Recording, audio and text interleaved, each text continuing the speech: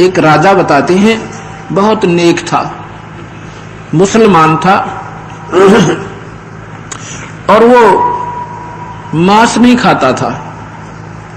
इतना नेक, ना किसी को तंग करता था और अपनी प्रजा का पालन अपने बच्चों की तरह करता था।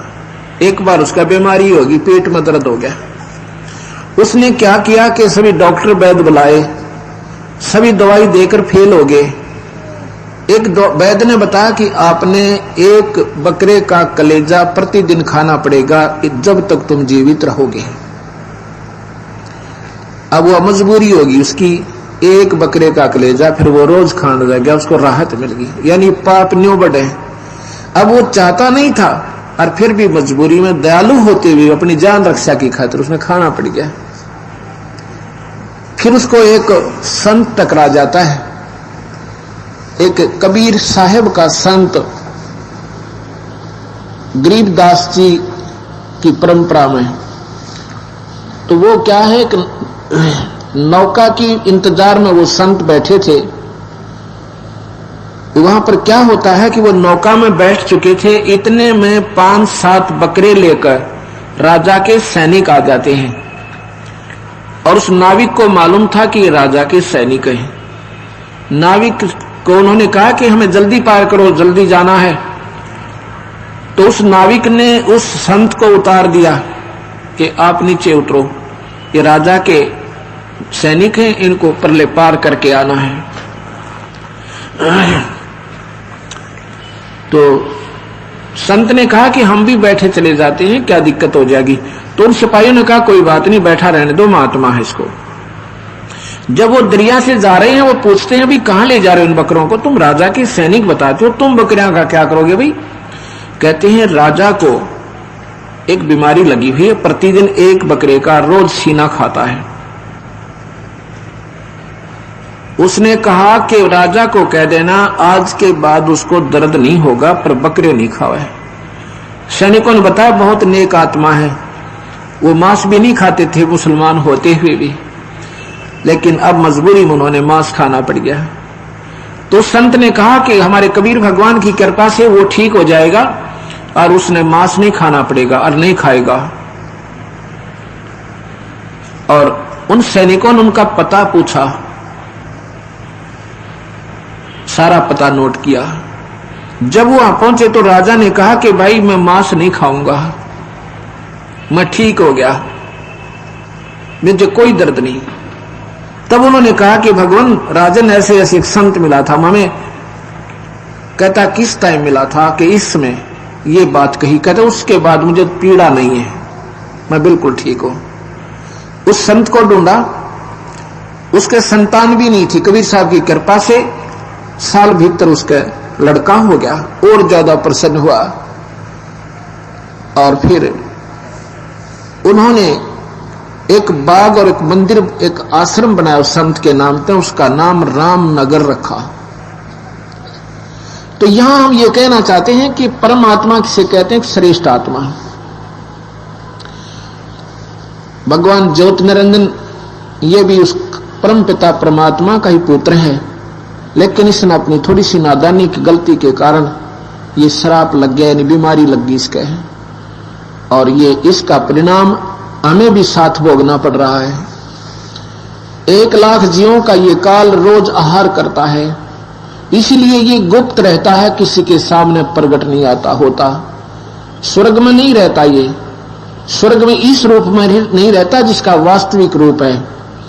ये जैसे प्लास्टिक सर्जरी कर ले तो वो ओरिजिनल रूप छुप जाता है उसका, चाहे कितना विकराल बुंडा हो। ऐसे ये 3 रूपों में ब्रह्मा, महाविष्णु, महाशिव रूप में वहां रहता है, 4 भुजा में, लेकिन अपनी 1000 भुजा वाले रूप को वहां गुप्त करके रहता है। एक सिद्धि होती है जो बहुत शरीर बना सकता है, जैसा चाहे कुछ समय के लिए बना सकता है। वहां भी तीनों रूप में ये हर समय दर्शन नहीं देता, सब संतों को अपना अलग स्थान रखता है। जब चाहे वहां से खत्म और गुप्त हो जाता है, किसी को अंदर आने का आदेश नहीं है। और अपने लोक में जाकर अपने विकराल रूप में बैठकर 1 लाख जीवों का आहार करता है। वहां पर तपतशिला बनी हुई है एक, एक पत्थर की टुकड़ी अपने आप स्वतः गर्म रहती है जो निरंजन लोक में है। वहां पर ना ब्रह्मा जा सके, ना विष्णु जा सके, ना शिव जा सके, ना कोई साधक जा सकता। उसने ऐसा बीच में इतना भयंकर एक शक्ति छोड़ रखी है। उसको केवल कबीर साहब के सार नाम सतनाम का उपासक संत और कबीर साहब के यानी सहारे से उस नगरी को पार करके ही जाना पड़ता है। ये काल भगवान के सिर पर पैर रख के ये कबीर हंस वहां से पार होते हैं, क्योंकि काल भगवान ने 21वें ब्रह्मांड के अंतिम लोक में, जो कि सतलोक जाने का रास्ता है, वहां पर अपने सिर के बलते बंद कर रखा है कि कोई इधर से वापस ना चला जा। जब ये कबीर साहब का उपासक सतनाम और सारनाम का उपासक संत जाता है भक्त, उस हंस के सामने उसका अपने आप सिर झुक जाता है, वो रास्ता खाली हो जाता है और उसके सिर पे पैर रख के काल के ये कबीर हंस अपने सतलोक चला जाता है। अब आपको ज्ञान हुआ कि परमात्मा कितने हैं। अब यहां पर सभी संत कहते हैं कुल का मालिक एक है, और गीता में लिखा है कि अर्जुन ये संसार उल्टा लटका हुआ वृक्ष है। ऐसे ही कबीर साहब कहते हैं अक्षर पुरुष एक पेड़ है, निरंजन वाकी डार और तीनों देवा शाखा है भाई पात रूप संसार। कितना एक ही दोहे में सारी सृष्टि का वर्णन दे दिया भगवान कबीर साहब ने। गीता में भी ऐसा ही लिखा है अर्जुन, ये उल्टा लटका हुआ वृक्ष है और इसकी जड़ ऊपर को है, यानी मूल जड़ कहां है इसकी? सतलोक है। और कबीर साहब कहते हैं कि अक्षर पुरुष एक पेड़ है। अक्षर पुरुष माने परब्रह्म। ये तो समझो जमीन से बाहर दिखने वाला पेड़ है, मोटा तना है, और इसके एक मोटी डार लगी है, मोटी डार, उसको निरंजन जानो, और उसके फिर 3 शाखा हो निरंजन के, ये ब्रह्मा विष्णु महेश समझो, तीनों देवता, और टहनी और ये देवता, और ये पत्ते रूप में संसार। लेकिन जड़ कौन है, मूल कौन है? वो कबीर भगवान सतपुरुष है, पूर्ण परमात्मा, परम अक्षर ब्रह्म है, और जड़ों से ही सारी शक्ति उस पेड़ को प्राप्त है। ऐसा ही गीता जी के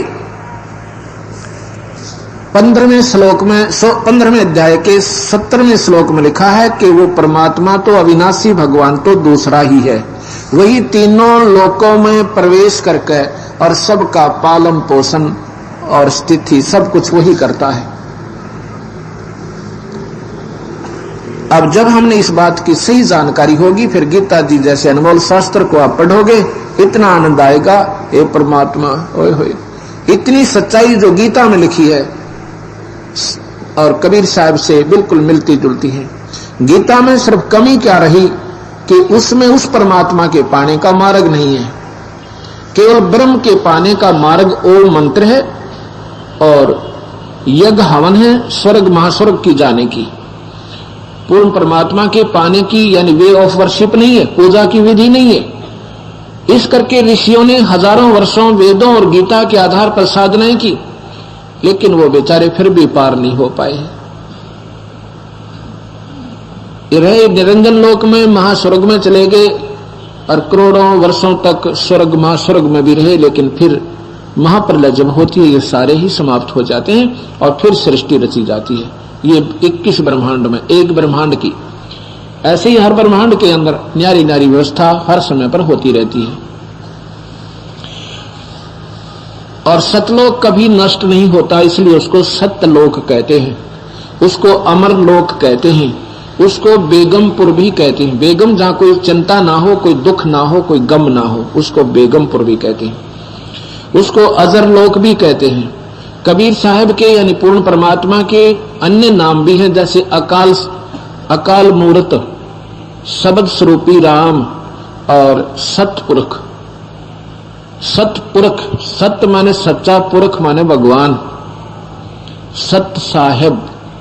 अकाल मूर्त जिसका काल ना हो, वो परमात्मा की तस्वीर यानी वो सतपुरुष।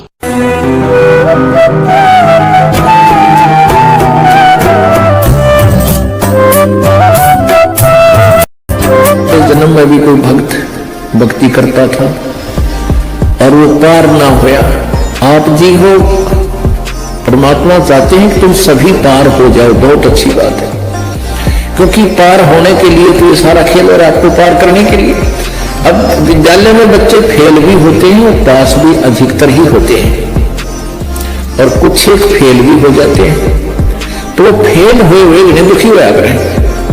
तो ऐसे ही एक व्यक्ति किसी जन्म में कोई प्राणी, कोई आत्मा परमात्मा से विमुख हो गया, भक्ति ना करी, छोड़ गया, उनको फिर लेता है भगवान शरण में।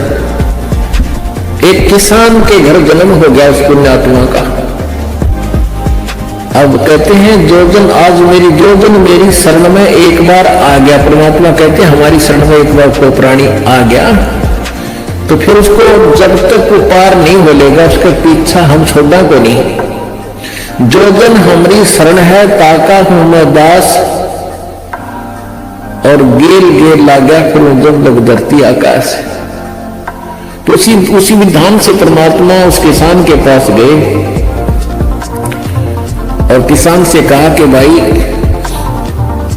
किसान पहले बैठे, राम रमी हुई, क्योंकि पिछले संस्कारी जो भक्त होते हैं वो कहीं भी जन्म ले लो उनमें भाव श्रद्धा बनी रहती है। आओ महाराज जी बैठो जी, बड़ी आसन दे दिया, आप नीचे बैठ गया भगत की तरह।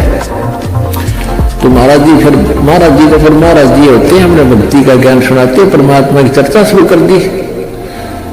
तो कहने डांट कर किसान कहने लगा, कहा जी भक्ति तो मैं करता हूँ, क्या भक्ति को तो मंदिर में जाता हूँ, शिव जी की पूजा करता हूँ। फिर सारी बात बताई, भाई यह भक्ति ठीक नहीं, भक्ति की विधि ये है वो आपके शास्त्रों में लिखी हुई है, कैसी को। अच्छा जी ठीक सत है, भक्ति भी कराएंगे भाई, फिर उपदेश ले ले। अगना जी नहीं, ये तो बच्चे छोटे छोटे हैं, ये थोड़े से ठीक हो जाए, अपना काम संभालन दोगे, फिर महाराज जी तेरे आप पक्का चेला बन जाऊंगा। लाख समझाने पर भी नहीं माना, यही कहता रहा, परमात्मा चले गए। कुछ दिनों के बाद फिर गए, देखा क्या किसान का 2 लड़के थे, उन लड़कों का भी बच्चे हो रहे, उन खिलाने लग रहा, खूब प्यार से सीने से लटा रखे होते। परमात्मा फिर गए, किसान भाई भगत जी देखते तेरे बच्चे भी समझदार हो गए हैं, खेत का काम संभाल लिया, तू आ जा भक्ति कर ले, नाम ले ले। मैं बोला महाराज जी देख छोटे छोटे पोते हैं, बच्चे खेत में जा हैं, काम कर रहे हैं, और मैं इनको बाद में संभाल रहा हूं, अब मुझे फुर्सत नहीं है, थोड़े ही बच्चे पोते बड़े हो जा थोड़े से, फिर मैं भक्ति करूंगा। बहुत कहने पर भी बोला ना बाबा जी दुखी ना करे मैंने, क्यों पोते घने पैरे लग गया करे। यह काल का एक भयंकर जाल आगे और बढ़ा देता है उसके ऊपर। अब बेटे तो उल्टे बोल रहे, को धमका दे, को खुड़का दे, और वो पोते बोल लग रहे पैरे पैरे, तो वो घने प्रिय लगते हैं। मैं बोले बाबा जी तो शायद ऐसा ही तरफ को लाग दे, को संतान नहीं, तुम्हें क्या पता संसार के उसका है, कह दिया भक्ति कर ले, भक्ति नहीं हो रहा, पोते बंडे हो लेंगे फिर बात करूंगा तेरे थे, फिर जरूर नाम ले लूंगा, पक्की बात होगी। मैं टाल टूट दिया। अब 4 साल के बाद फिर आए परमात्मा संत जी रूप में, तो गा के पूछा कि तुम्हारा वो कहाँ गए तुम्हारे पिताजी दादाजी। वो पता चला कि तो मर गए, 4 साल हो गए, मृत्यु होगी। मालिक को तो पता था, क्या था कि खेत में उनका बैल बन गया, आके बैल बन गया, बैल की गुणी प्राप्त की, और खेतों में उसका बेटा उसको हल में जोत रहा। अब परमेश्वर वहां पहुंचे, वो लड़का भी जाना था, महात्मा कई बार करते रोक दिया, कहा महाराज जी कैसे आना हुआ, भाई डट जा तेरे बाबू, तो 2 बात बतलाऊंगा। उस बैल के कान में निकट से जाकर कहने लगा, रे भगत अब तो आजा मेरी शरण में, तेरा शरीर छुटवा दूं बैल का, और नाम दे तेरे को मनुष्य जीवन दे दूंगा, और तू चाल देखिए दुखी हो रहा, तेरा लठ लग गया, तेरा बेटा लठ मारे हैं, और तेरी के दुर्गति हो रही, तो क्या है वो बैल। मैं कहा बाबा जी तू बोल मत, अब मैं यहां से मर जाऊंगा, दूसरा बैल आ गया, वो थोड़ा काम करेगा, मेरे बेटा नटोटा हो जाएगा, वो तेरा गजब होगा। परमात्मा बोले अच्छा भाई कोई बात ना, ले धन बना तो बेटा गया। अब कुछ दिन के बाद वो बैल भी मर गया, मृत्यु के बाद वो सांप बन गया। अब सांप को याद होता है जो उसने कहीं धन गाड़ रखा है, पहले जमीन में दबाया करते चोरों के डर से, धन जेवर दाग दिए, पैसे चांदी हुआ करते सिक्के, वो लुको दिए, छुपा दिए, तो सर्प बनकर वो वहीं घूम रहा है। अब वो पुत्र वो ने देख लिया, शोर मचाया, सांप सांप, उन बेटा ने मारा लठ उसका, वो मोरी में गए निकल गया, पर एक दो लाठी अच्छी लगी इसके, कंडम होगा बीच तक।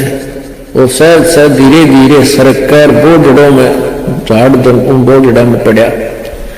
जब परमात्मा गए, कहा सुना भगत जी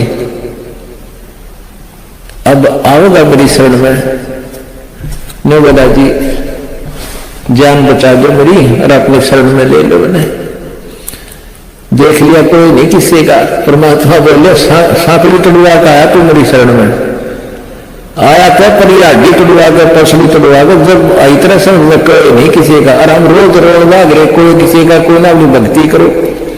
कहते हैं एक लेवा एक देवा तुम को किसी का पता नहीं पुतम, ऋण संबंध जुड़ा एक ठाठा, अंश में सब 12 बाटा।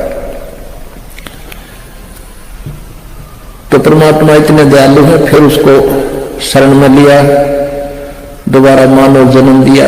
आगे देखो सूतमा होगा ना, फिर वह बीमारी शुरू कर लिया मन ने। तो ऐसे दयालु है परमात्मा, पुण्यात्मा, ये मनुष्य जीवन बार बार नहीं मिलता, और ये ज्ञान नहीं मिलता। आपके ना जाने कौन से जन्म के पुण्य, बिना गिनती के असंख्य पुण्य आपके साथ हैं, और विशेष कृपा परमेश्वर कबीर जी के आपके ऊपर है, जो आप यहां पहुंच रहे हैं, और ये ज्ञान आप तक पहुंच रहा है उन पुण्यात्माओं के न्यारे कर्म इस दुनिया में। और परमात्मा कहते हैं समझा है तो सर दर पाओ बहुत नहीं है।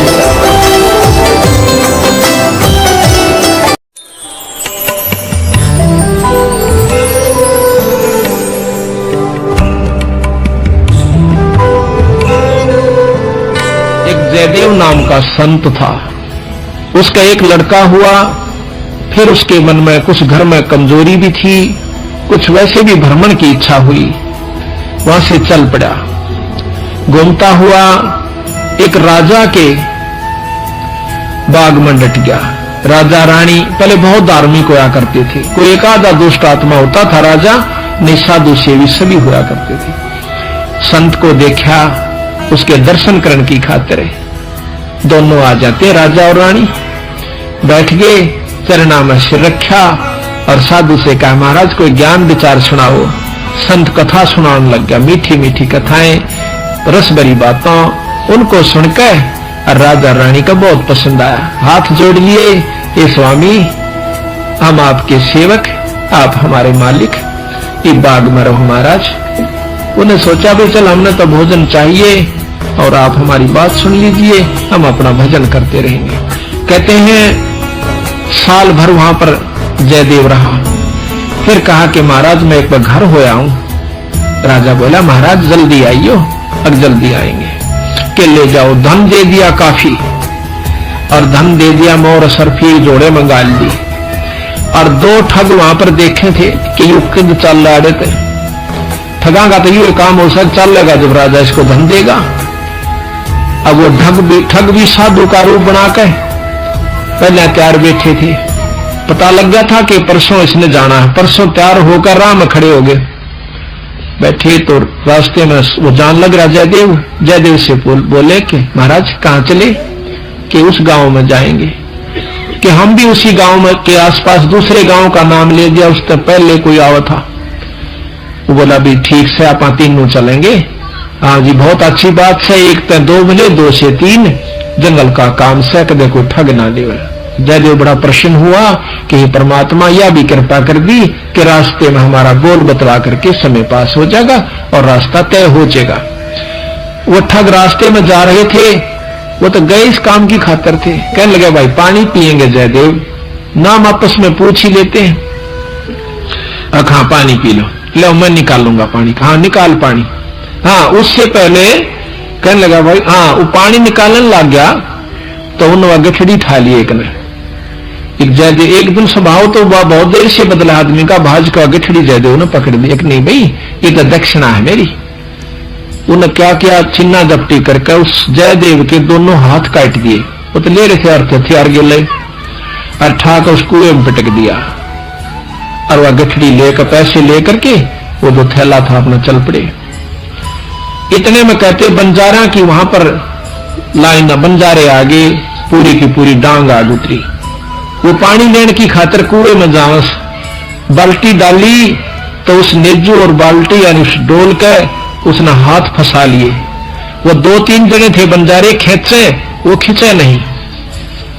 तो वो कहते भाई क्या सौदा हो गया। वो आवाज दे सा भाई मन एक बार बाहर काट दो, मैं कुएं में गिर गया। उन्होंने सोचे कोई व्यक्ति है, उन्हें पकड़ कर बाहर काट लिया।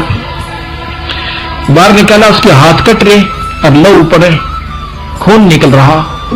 तो बोले भाई क्या लाग गया तेरे? अक ये कर्म लाग गए मेरे। किसने मारा? अक मुझे नहीं मालूम, कुछ नहीं मुंह से कहा ना बताया। जाकर और अपने, क्योंकि बंजारे जंगलों में रहा करते हैं, बहुत बढ़िया बढ़िया जड़ी बूटियां उनके पास होती थी, अपने नायक के पास ले गए, मुखिया के पास ले गए।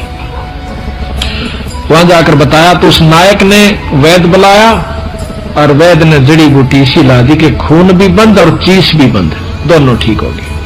तो कहने लगे भाई कहां जाएगा? तुझे वहां छोड़ देंगे या हमारे साथ चल, कोई दिक्कत नहीं आने देंगे। नहीं आपके साथ तो मैं नहीं चलूंगा, इस अगले नगर में मुझे छोड़ दीजिए। वहां जाकर उन्हें छोड़ दिया। जाकर राजा के बाग में फिर जा बैठा। राजा को पता चला कि महाराज संत वापस आ गए। जाके बताया नौकरों ने, और दोनों हाथ कटे हुए, दोनों हाथ कटे हुए। राजा रानी नंगे पैरों बाज लिए। जब सुना संत का नाम आकर पाया में पड़ जाए, महाराज क्या लग गया है? महाराज क्या लगा? जो होना था सो हो गया भाई, मेरे कर्म लगे। मुझे बताओ महाराज, उनका अभी खून कर दूं, उनके बच्चों तक पिड़वा दूं। अब मैं ऐसा पापी नहीं महाराज, वो मेरा कर्म था, कोई संस्कार उनका मेरा किसी का था, मुझे नहीं मालूम कि हुआ और कौन था कि थे। कोई बात नहीं, साल भर हो गया। कहते हैं काफी दिन वो फिर बैठा रहा, गर्द भी होया। 12 वर्ष के बाद वो फिर दोनों ठग फिर आ जाते हैं। 3 अकाल पड़ गए, वो धन ले गए थे, वो खत्म हो गया। उनने सोची उन ठगों ने कि राजा बड़ा धार्मिक है और साधु सेवक है, जयदेव खत्म हो चुका है, अब हम वहीं चलते हैं। अच्छी कथा सी सीख ली 10-20, इन कथा न कोई पढ़ लेवा की बात से याद हो जाती है। जाकर और बाग में बढ़ गए। आगे जयदेव बैठा, राजा बैठे, सैनिक बैठे। अब उन ठगा ने जब देख लिया ने बाग में सामने ने मुड़ते ही मोड़, और सामने उसका आश्रम बना रखा था, वो बाहर बैठे बगीचे में। अब उल्टे जा तो पेटे, अब कोई चोर थे उल्टे भागे। अब उन उल्टे ना जाकर आगे चल दिए। वो तो सोचे थे वो होगा ही नहीं। फिर वो दोनों हाथ कटा हुआ आदमी देखा, उनका शक हो गया कोई ऐसा तो मरा, को ना किसी ने काट लिया। पर मरता तम गए आज, एक कोई बचावनिया नहीं से, फिर इलाज भी कुछ नहीं। उससे कहा हाथ पांव जोड़ांगे शायद रजा करवा दे। तो जयदेव ने ऐसा कर लिया कि इसने पिछाने को नहीं। और साधु देख कर कहने लगा राजा से, महाराज ये 2 मेरे दोस्त आ गए, ये बड़े अच्छे साधु संत हैं, राजा इनके चरण दो। राजा ने खड़ा होकर उनके चरण लिए और बिठा दिया। भोजन पानी का प्रबंध करवा दिया। उनने सोची पिछाण में कोई ना आएगा। जयदेव ने मुझे पिछाड़ा नहीं हमने, क्योंकि थोड़ी देर का संग था। तो वो साल भर रहे। साल भर के बाद उनकी खूब सेवा करवाई, साल भर खूब उनकी आदर करवाया। और चलती दफा जयदेव कहने लगा महाराज ये दोनों संत जाओ से, इनको कुछ वो दक्षिणा दे दो। राजा ने कहना था इतनी देर में 2-3 घोड़ा का ऊपर मोर रस और फिर नरा धन लदवा कर, और साथ में जयदेव कहने लगे महाराज जी रास्ते में जंगल का काम से सिपाही भेज दो, घर छोड़ आओ इनके। 5-7 सिपाही और घोड़े, और वो दोनों ठग चल पड़ते। रास्ते में जब बतलाते जाने से तो सिपाही पूछे से उन ठगाते, अब भाई ये जयदेव तुम्हारा के लागे से, तुम्हारा बहुत आदर करता है, बड़ी बड़ाई करता है। तो कहते महाराज कहते हैं नीच आदमी जो होते हैं वो अपनी आदत नहीं जाया करते। कि एक यहाँ छोटा सा उदाहरण और से, जब कबीर साहब ने भंडारा किया ना, 9 लाख बॉडी आ गई और जय जयकार करी दुनिया ने, तो शेख तक ही जला करता बंदी छोड़ते हैं। फिर भी ने बोला के करा से सुसरे ने, इसे तो हम 100 कर दिया। यानी अपनी बड़ाई रखनी चाहिए और उसका अच्छे कर्म को भी नहीं सराहा। और जो भक्त आत्मा थे वह नो कहते भाई कमाल कर दिया, ईसा यज्ञता हमने कितने देखा है कोई ना, बड़े भोजन मोहन भोजन खाए, बड़े आनंद पाए। तो जो पुण्य आत्मा थी वो तो बड़ाई करे थी, और नीच आदमी उस समय भी बुराई ही कर रहा था, इतनी महान समागम की। तो यहाँ गरीबदास जी कहते कोई कहे जग जोनार किया, कोई कहे महोछा, और बड़े बड़ाई करा करा यो गाड़ी का डोछा। अच्छे आदमी जो होते हैं वो गाड़ी निकाला करें, और भले व्यक्ति भलाई करा करे, बड़ाई करा करते हैं। तो वो दोनों कहने लगे भाई सच्ची बता दो। कहा सच्ची बता दो, ये बहुत नीच आदमी से। बोला जयदेव, बोला अच्छा की बात है? कि हम तीनों इकट्ठे रहा करते एक राजा के घर पर, और ये इतना गंदा है, इसने रानी गेला खोटा कर्म कर दिया। राजा इसने जीत मारा था और हमने हाथ जोड़ कर बचवा, इसके हाथ कटन में बच गया। वो हमने छोड़ कर आ गया था, माँ तूने कर जाड़े तो हमने नू कह दिया तेरी जान बच जाएगी। जो अड़ा कर ठग गए, वो उनका नियत यह थी कि जान दे ये राजा ने बताओगे खाना फूसी, राजा उसने काट देगा थारी पूरी मौज। कहते इतनी बात हो रही थी, ऊपर ते 2 पत्थर की सलाह पड़ी, भारा भारा को 10-10, 20-20 मन की आकर के दोनों ठगा का ऊपर उन सब के अंदर से, और दोनों का कचूमर काट कर जमीन में दसा दिया। दोनों खत्म हो गए। वह नीच कहते हैं वो ठगे से रह गई, वो जो संत गए साथ में सिपाही गए थे, अब वो ना रहे तो अपने उल्टे हो लिए लेकर सारे ढूंढ मैंने। जब वापस आते हैं राजा को पता लगा है कि वो वापस आ गए, तो कहने लगा भाई क्या बात होगी। उन्होंने सारी कथा राजा को सुना रहे थे, जयदेव सुना था इतने फैसले पर। न बोले जीवत है ऊपर तय स्वामी की निंदा करी, और काटे ऐब सवाब, और शिला पड़ी अजगैब तय आया नहीं जवाब। वो तो खत्म हो गई, दोनों मर गए। महाराज की निंदा करे थे, बहुत बुढ़ी करे थे महाराज जी, के बताओ। तो कहते हैं उनके मरे की सुनकर जयदेव फूट फूट कर रोने लगा, जो कर भाई मर जाया करे। रो कर निवासु पूछने लगा, जब न टूंडे हाथा थे वो टूटते नौकर। उसी समय दोनों हाथ नौकरे थे, दोनों हाथ पूरे हो गए। बोल सतगुरुदेव की जय। तो इस प्रकार साधु की जो संतता होती है उसमें साधुपना नहीं है तो वो साधु भी नहीं है।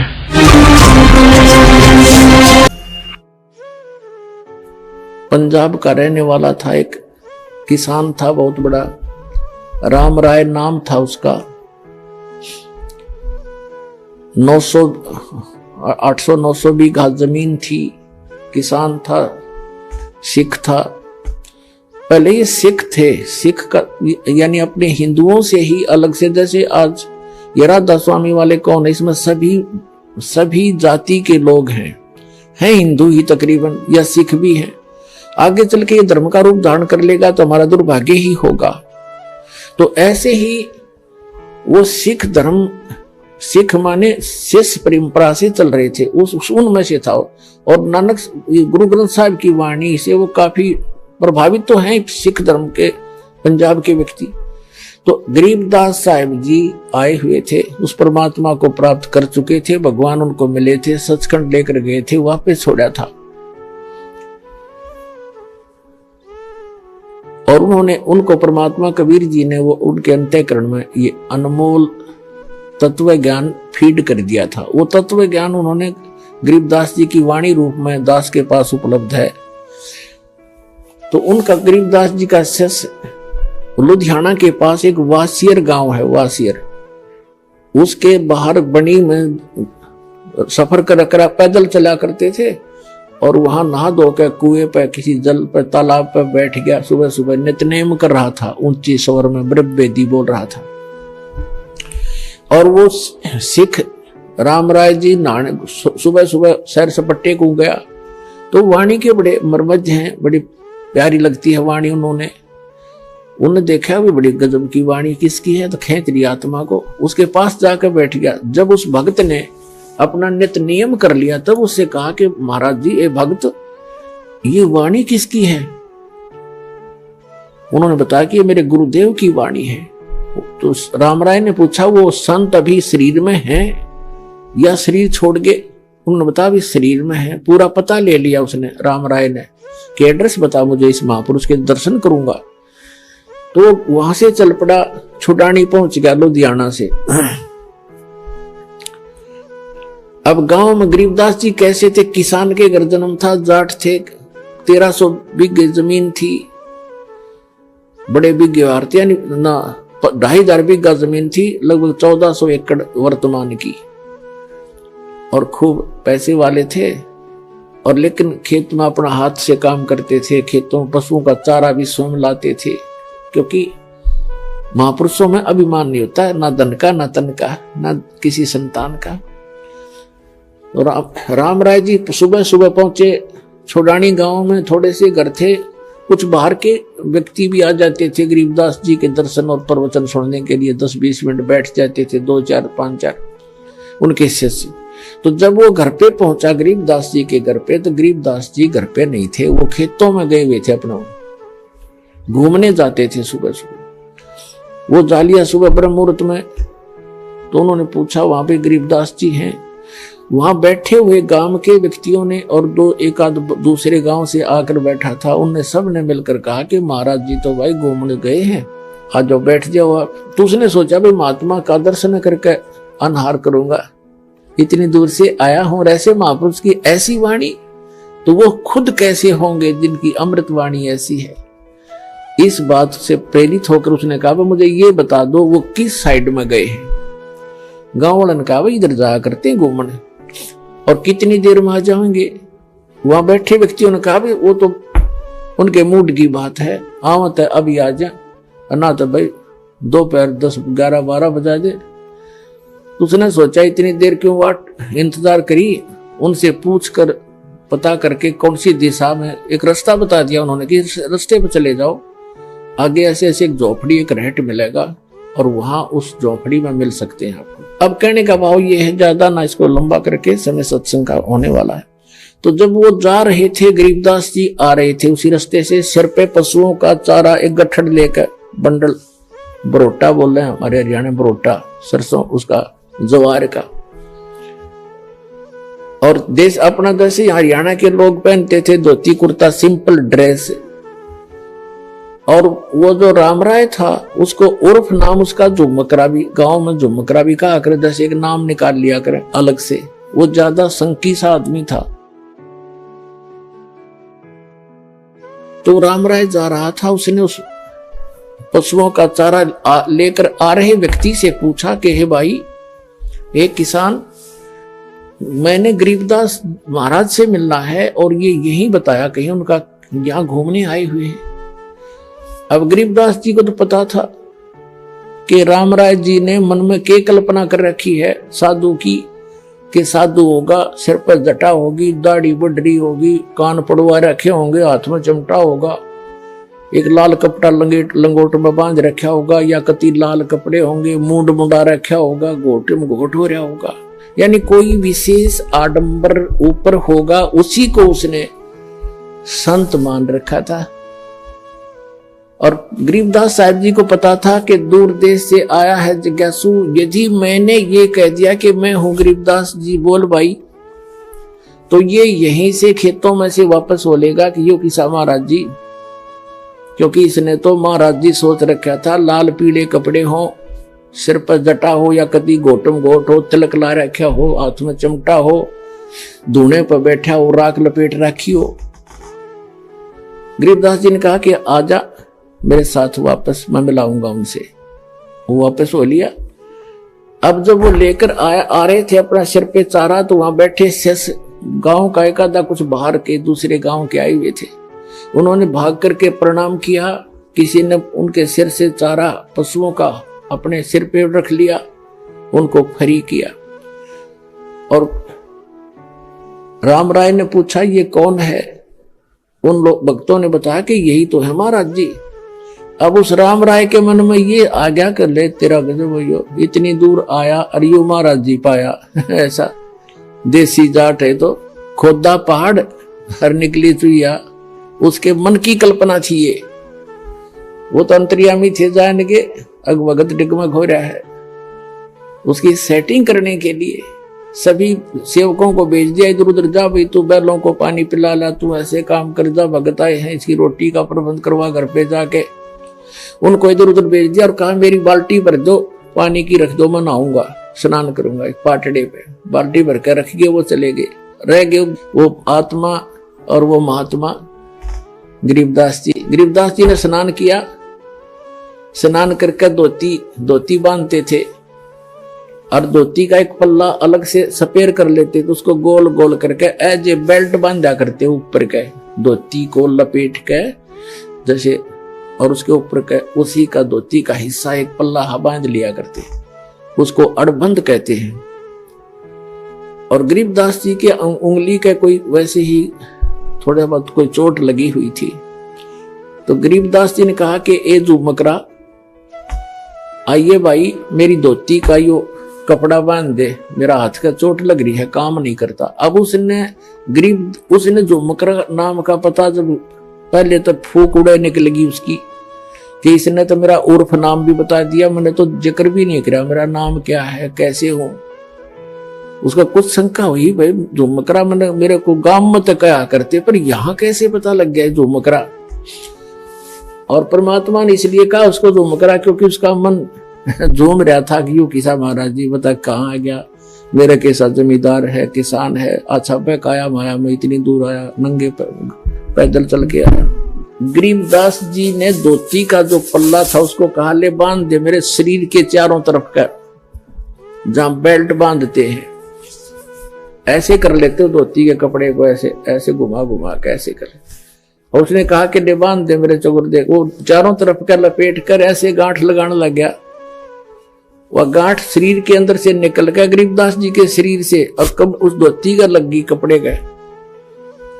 और गरीबदास जी ने ऐसे मुंह कर दिया दूसरी साइड में जैसे देख ना रहे हो। झुमकरा ने सोचा उस राम राय ने तेरा गांठ उल्टी लाएगी दिखे तो फिर लगा, फिर वो ऐसे ही शरीर के अंदर से निकलाई धोती का गांठ लाएगी। तीसरी बार वो प्रयत्न करने लगा, जब कहने लगा गरीबदास जी ने कहा कह रहा झुमकरा मैं तो तेरे जैसा आदमी हूं, या गांठ क्यों ना लगती तेरे दे। जब उसने ऊपर को देखा उनके मुंह की तरफ, क्योंकि राम राय जी विष्णु जी के पुजारी थे, भले ही वो शिष्य थे, सिख थे।